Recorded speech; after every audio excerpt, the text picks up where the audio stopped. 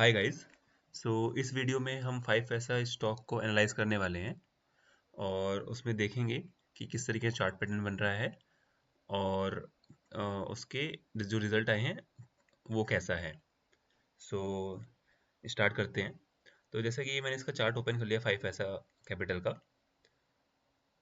तो अगर आप देखेंगे तो ये जो स्टॉक है अभी अपने रेजिस्टेंस लेवल पे यहाँ पे आया हुआ है और बार बार जब भी आप इसे देखेंगे तो हर बार इस रेजिस्टेंस लेवल पे आता है और यहाँ पे जब भी आता है तो उसके बाद एक अच्छा खासा गेन ये ऊपर ही जाता है, मतलब इसके बाद। और अभी भी आज इस टाइम पे इसने ऑलमोस्ट इसको टच कर ही लिया है। तो अगर आप देखेंगे इसको तो यहाँ से ये लगभग 29% 28% का एक अच्छा खासा गेन देता है। और जब इस इधर पे आया 25 जुलाई को तो फिर इसने 16 अक्टूबर को भी टच किया और अभी वापस से इसी लेवल पे आ गया है ये। तो यहाँ पे ये स्टॉक अपने रेजिस्टेंस पे है और काफ़ी कम चांसेस है कि इसके बाद ये नीचे जाए, बट ये नीचे जा सकता है बिकॉज स्टॉक मार्केट है, यहाँ पे कुछ भी हो सकता है। इस चीज़ को आप हमेशा ध्यान में रखिएगा।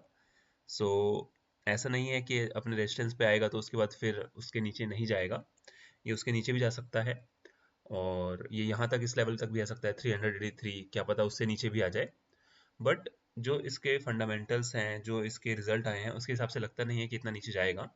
But still I am saying this कि स्टॉक मार्केट है, कुछ भी हो सकता है ये। और ये 273 के लेवल तक भी जा सकता है। So that's why it's always important कि आप जो भी पैसा लगाते हैं 5% ही एक स्टॉक में लगाएं, उससे ज़्यादा ना लगाएं, क्योंकि कल को कोई स्टॉक अगर काफ़ी टाइम के लिए नीचे चला भी जाता है तो उससे आपके पूरे पोर्टफोलियो पे फर्क नहीं पड़ेगा। अब एक बार हम इसके जो फाइनेंशियल्स हैं उसको देख लेते हैं। तो इसका जो मार्केट कैपिटलाइजेशन है दैट इज़ 1451 करोड़। सो ये एक स्मॉल कैप कंपनी है और स्मॉल कैप कंपनी में उतार चढ़ाव बहुत ज़्यादा आते हैं। सो बहुत जल्दी ये शूट अप भी करता है और बहुत जल्दी नीचे भी आता है।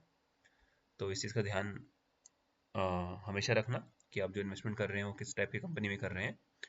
और लार्ज कैप में मूवमेंट थोड़ी कम होती है ऊपर नीचे की। सो ये है। और इसका अगर मैं बैलेंस शीट देखूं और इसका जो सितंबर क्वार्टर का रिजल्ट देखूं मैं, तो आप यहाँ पे देखिए, इसको अगर कंपेयर करें सितंबर क्वार्टर से तो इसमें ग्रोथ आई है अच्छी खासी।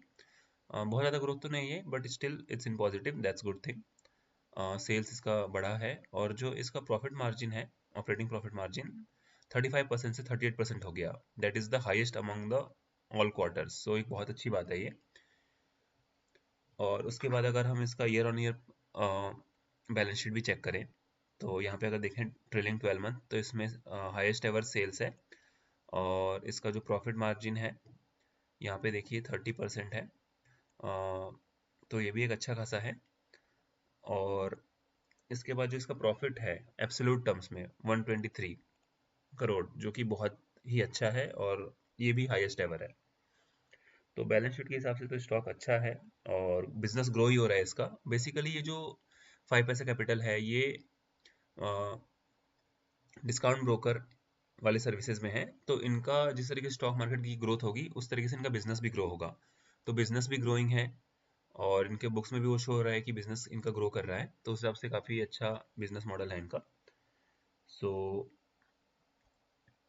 बेस्ड ऑन दिस थिंग और चार्ट पैटर्न भी इसका काफ़ी अच्छे इधर पे लेवल पे आया है, मुझे इसमें एक अच्छा खासा गेन दिखता है। That is somewhere around again 28%। और इसको अचीव होने में इसको 4 महीने या 6 महीने भी लग सकते हैं। बट अगेन मार्केट सेंटिमेंट के ऊपर भी काफ़ी कुछ मैटर करता है, तो उससे ज़्यादा टाइम भी लग सकता है इसको। लास्ट टाइम आप देखिए इसको बस 84 दिन में अराउंड 3 मंथ्स में इसने कंप्लीट कर लिया था 27%। और उससे पहले अगर आप देखेंगे तो इसने बस 19 दिन में ही कंप्लीट कर लिया था। बट ऐसा बिल्कुल भी नहीं है कि अब अगले सेम टाइम में ही अचीव कर ले, टाइम भी लग सकता है कई बार। But again based on its technical and based on its fundamental मुझे स्टॉक काफ़ी अच्छा लग रहा है। आप अपने हिसाब से इसको एनालाइज करना और बेस्ड ऑन योर एनालिसिस तभी आप डिसीजन लेना कि आपको सेल करना है या नहीं करना। मेरे हिसाब से तो आप बस इसको देखिए और समझिए और किस तरीके से एनालिसिस होता है उस चीज़ को आप सीखिए। Thank you for watching.